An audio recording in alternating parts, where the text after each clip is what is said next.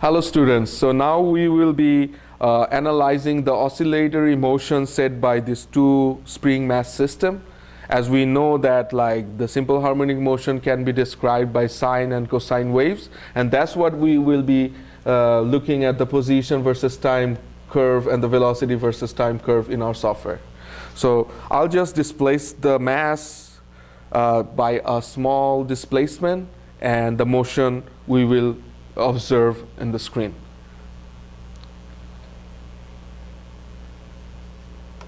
So I'm ready to record, and there we go.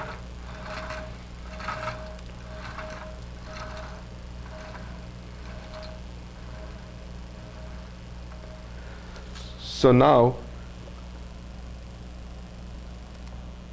from the position versus time curve here, we can see the motion started from a 0.55 meter, and then it went through a trough and went back again to a crest. So we know a complete wave comprises one peak and one trough. So if we start from like the 0.55 or 0 position, a complete wave like goes like this and then up to there. So it comprises one trough and one crest. So we know the frequency of an oscillation is defined as the number of vibration per unit time. So here we can see that in the x-axis we have time, and in the y-axis we have the position. So we have to figure out like how many completed waves are occurring in how much time. Say if I count from here, like, so this is one wave, and there's another one, there's another one. So 3 waves are completed in 6 seconds. So if we divide the number of oscillation by time, we will get the frequency. And we also know the time period is just the inverse of frequency. So once we know the frequency of our motion, we can also calculate the time period. And the amplitude is just the maximum position of the peak from the 0 position. So that is the amplitude.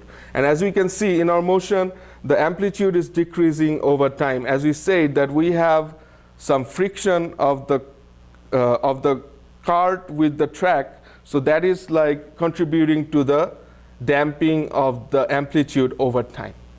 And we also will do the same experiment, but in this time we will attach another 500 gram weight, 500 gram mass on top of our cart.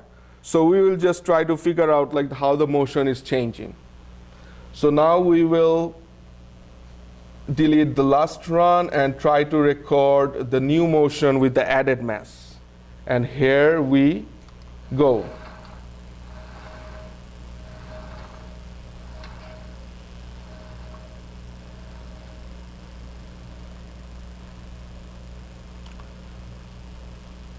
So now we see we have a similar pattern of the waveform for the added mass, but we have to check that the amplitude and the time period, how they compare to our previous plotting without the mass. And from there we can also calculate like if the frequency or time period has been changed for the added mass. And that's the assignment for this section of the lab. Thank you.